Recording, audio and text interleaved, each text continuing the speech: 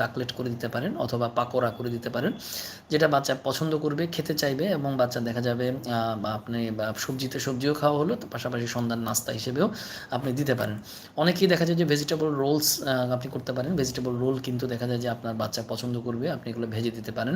শীতকালীন সময়টাতে আমরা কিন্তু চাইলে একটু চিকেন রোল করে অথবা ভেজিটেবল রোল করে অথবা এই সময়টাতে অন্য আইটেমের সাথে সবজিটা মিশিয়ে দিয়ে বাচ্চাকে আমরা দিতে পারি, যেটা বাচ্চাকে রুচি বাড়াতে সাহায্য করবে। এই অন্য খাবারের ফাঁকে ফাঁকে সবজিটা বাচ্চা খাবে এবং বাচ্চার শরীরে যে সবজির যে ঘাটতি সেটা পূরণ করতে কিন্তু শীতকালীন সময়টাতে আমরা কিন্তু এটা করতে পারি।